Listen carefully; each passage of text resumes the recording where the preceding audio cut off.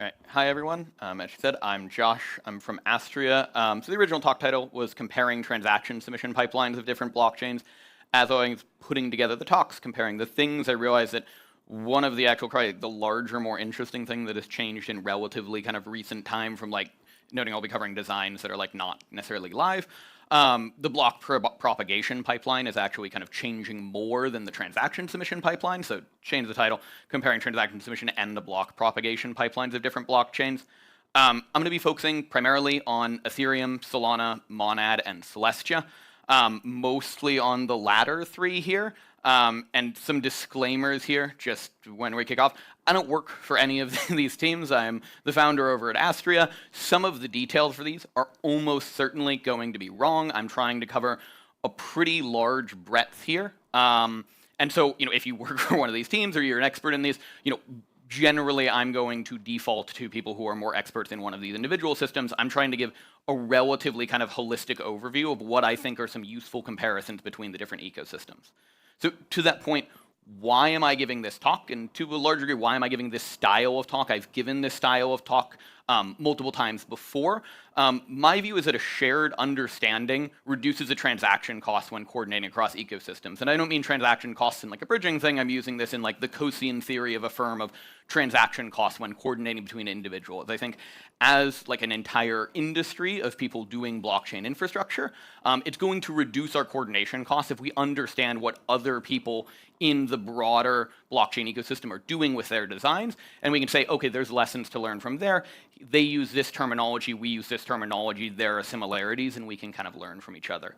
So, this comes to, kind of the saying I've made up earlier, we're all building the same thing, right? We're obviously not, but there are useful similarities between the different stacks. So my argument in the very, very rough structure here I'm going to give is that with blockchains, we're usually trying to do kind of two distinct phases here, right? We're going to have a user who wants to get a transaction to the block producer, and then the block producer wants to get the block to the rest of the network, validated network, whatever we want to call it, right? I'll just simplify these and call them transaction submission and block propagation, right? And then within this, there's a couple trends that I've noticed. I'm going to focus on these, kind of explaining them across different ecosystems throughout the talk, right? So generally, I'm going to argue we're seeing a trend from global mempools going away towards kind of point-to-point order flow. That's going to be on the transaction submission pipeline.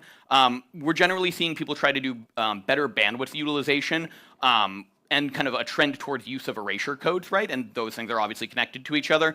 We're seeing a lot of people trend towards BLS signatures, which very obviously, right, Ethereum was kind of the leading on in 2020, right, and with the merge in 2022. And then just as a note, there's some things in kind of a goal working towards a single round happy path. One kind of thing to note, I'm going to be mostly focusing on these top two, which roughly can categorize into transaction submission and block propagation here, 1, 2. I'm assuming I have time, but I haven't given this talk before, so we'll see where we're at on timing here. And then one other thing to note is I'm not going to cover rollups at all in this talk, just from a breadth of stuff. When I talk about Ethereum, I'm usually going to use it as an example of Ethereum L1 MEV transaction flow. So anyhow, global mempools towards point-to-point order flow.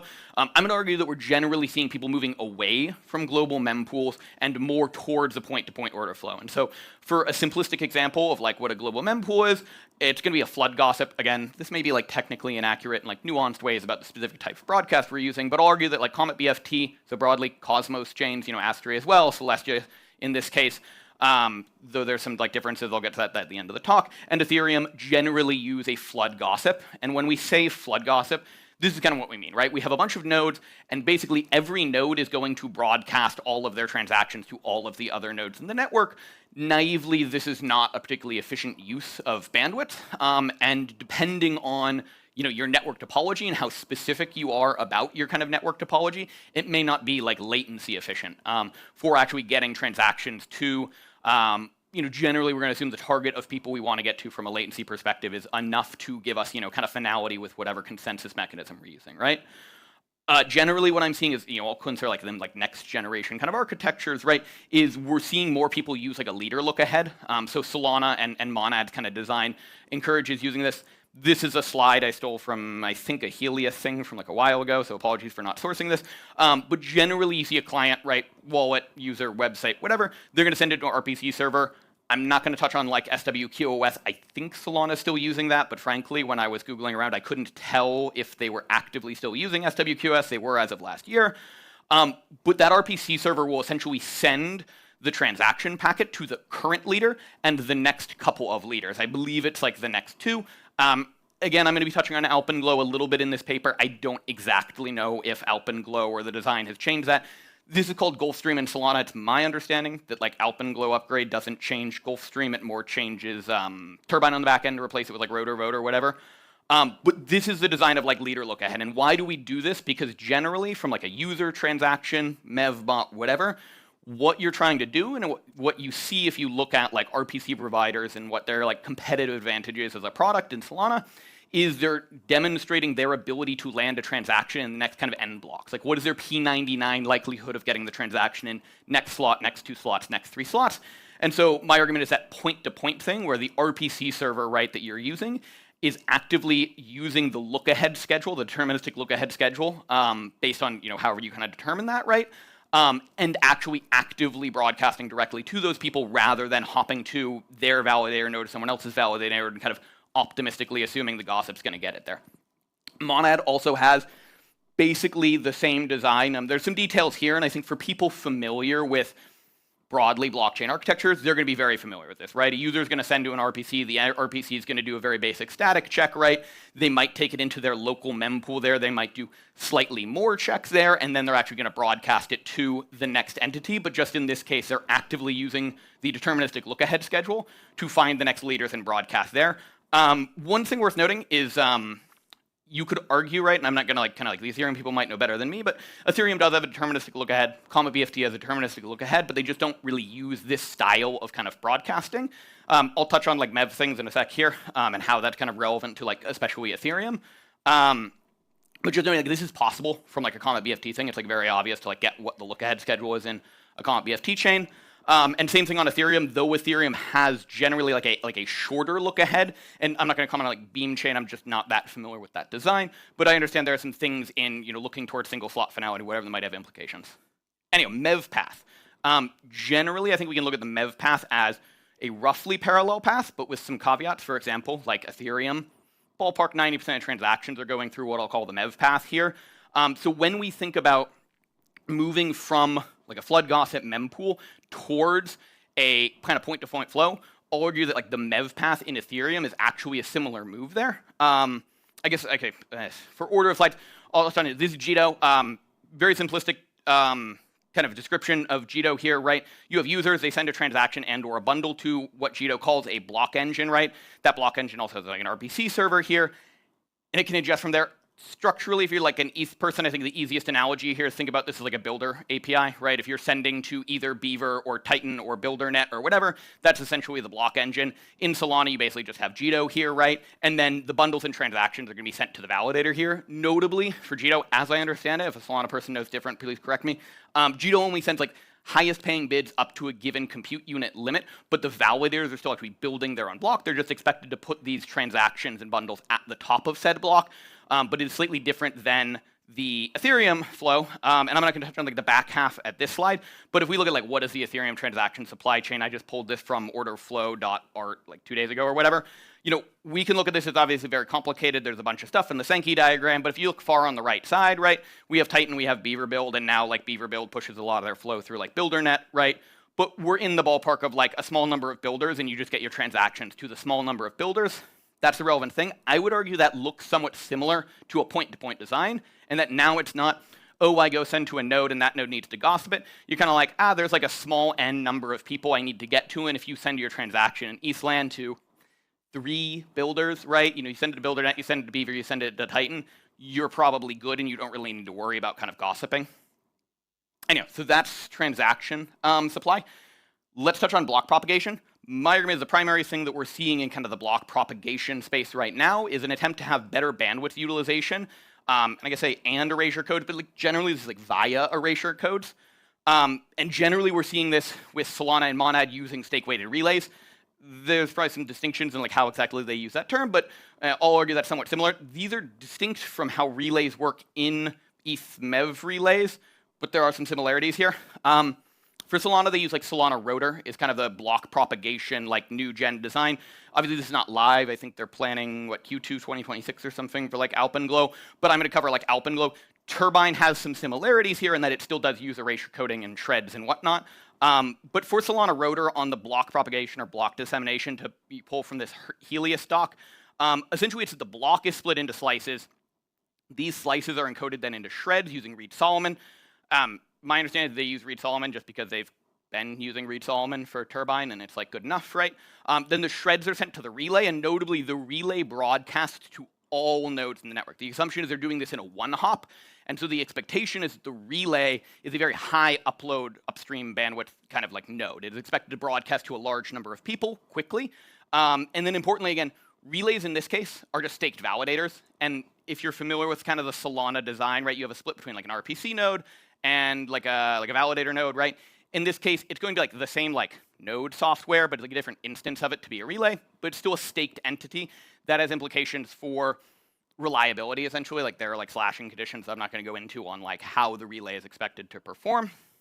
Let's touch on Monad's Raptor cast. Structurally, very actually similar to Rotor, I'll argue, where you take a block, you split the block into erasure-coded chunks using a Raptor code. Different form of erasure coding. They actually have quite good docs on their website on that. And then specifically, validators are going to, like other validators in the network, are going to receive a number of packets proportional to the stake, and then those validators are expected to rebroadcast to the rest of the network.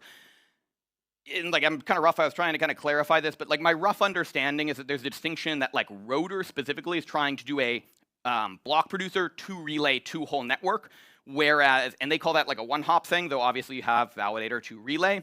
The plan with like Monad is you do it in 2 hops. It is validator or block producer to other validators who are assumed to then rebroadcast themselves, and they consider this a 2-hop. It would love clarity from like one of the teams on like if there's a distinction there. And then some things that I didn't touch on kind of in depth here is that there are kind of configurable redundancy things on like how you do the erasure coding, how you do the rebroadcast. But again, the kind of comparable here is that Monad is having validators kind of in the first hop receive a certain number of chunks proportional to their stake weight. You can kind of analogize this to in Solana how relays are like staked entities, and like as I understand it, like something like the percent of time you are going to be the relay is going to be proportional to your stake. So there is still kind of a coupling here of we now have this new duty of being the relay as like a block propagation kind of focused entity in the network, and that's going to be correlated with your stake weight. What about MEV relays, right? So this is something that's like been in the Ethereum like L1 space for like quite a while now, like 3-4 years, whatever. Feels like a long time. Generally, this is kind of the architecture I use, right? You have a user, they're going to send a transaction to the builder, right?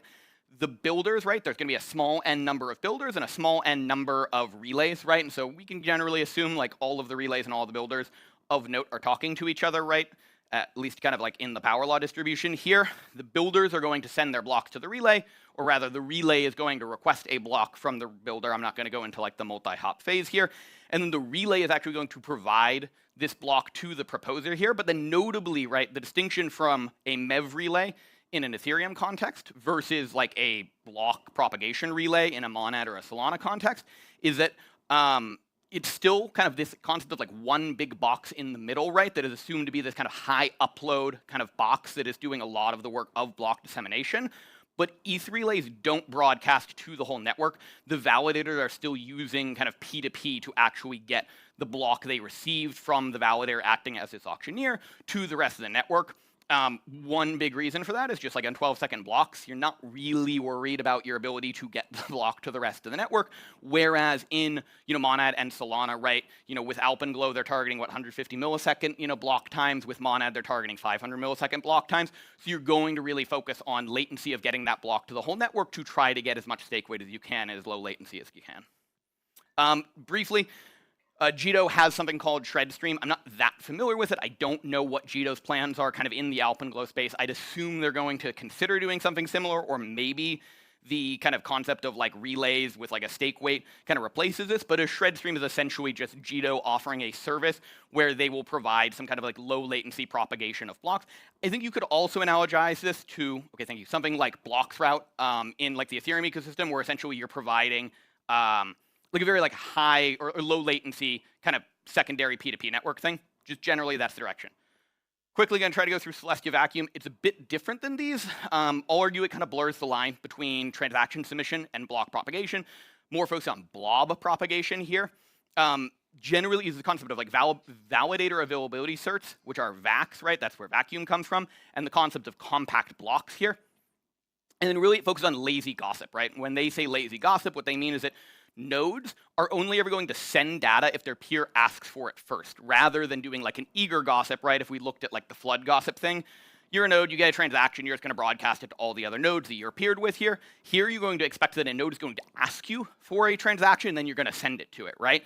And so this uses this concept of a want and a VAC, and as I understand it, Evan would have to correct me from the Celestia team, I associate a VAC and a want as the same thing. There's two optimizations to this here, right? Because for those familiar, right, it's a pull-based system instead of a push-based system, right? That obviously leads to more latency because it's going to have an additional network hop in it. But the optimization they can do is do chunking, and chunking not exactly in the concept of how like Solana Monad are doing it, but in the concept of like streaming. So you can say like, hey, I have like a portion of this, right? If I have a 2 megabyte blob and I have 1 megabyte of it, I can fire off that 1 megabyte and then immediately fire off the 2nd megabyte of it. And then a pipelining of the haves and the wants. These can kind of happen kind of in parallel to each other here, right? So as I said, VACs are halves and are gossiped eagerly. So a VAC is essentially going to be, and I don't know if I have a slide, but I have like 5 minutes, so I'll cover. A VAC is essentially replacing a transaction. That VAC is saying, I am a validator, I have this transaction, but I'm not going to give you the transaction, I'm going to give you a commitment to said transaction. And then how this works is that if a validator receives a VAC from another node, right, then, and it has that blob, it's going to gossip that VAC out, right? And so this is kind of going to be your hopping of like how you propagate these VACs throughout the whole network with the goal of using all of the upload bandwidth of the entire network. If a validator receives a VAC and doesn't have the blob, it's going to then request that blob. And so you have this like kind of bidirectionality here, right, of how we're propagating the VACs through the whole network, as well as how validators are making sure they're collecting blobs while only ever having blobs propagated through the network by a pull mechanism, right? No one is ever sending a blob to someone if they have not been asked for said blob, right? And then on compact blocks, a compact block is essentially something that contains a commitment to transactions and not transactions. And again, to how this is blurring the lines, the idea is that you as a block proposer are going to send a compact block, and essentially you can think about it as like a set of pointers or references to say, hey, the block is going to contain all of these transactions, but I'm assuming through kind of the VAC have want kind of like blob propagation, you actually already have all of the data for those transactions before I'm sending you the compact block, and then you yourself are just putting those together, but I'm not actually like duplicatively like actually sending you the contents of said block. That's it. I will have 1 minute here. Okay, I have some actual slides. I don't really need to cover these. Just noting on like BLS signatures, right? Ethereum used BLS signatures for the merge, right? We're seeing Solana and Alpenglow moving towards using BLS signatures. Monad also plans to use BLS signatures versus something like ED25519 used by like Comet BFT.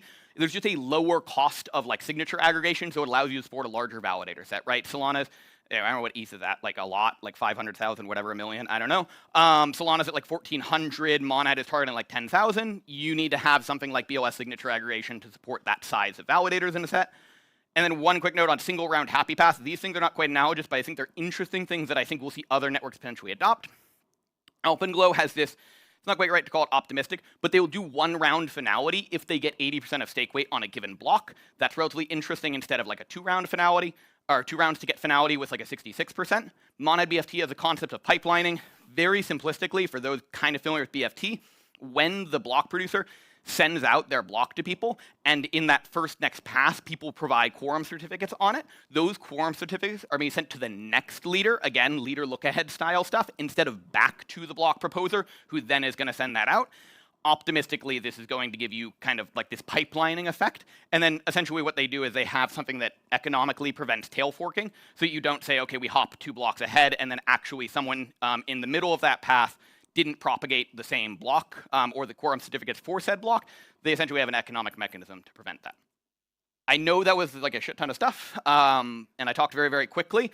There's a bunch of references here. Shivan from Twitter had a very good thread on this. Generally, the docs from like Monad, the Alpenglow white paper, as well as Evan had a good thread on Celestia Vacuum, and they also have a spec on their Celestia app repo. I don't know where I'm at time.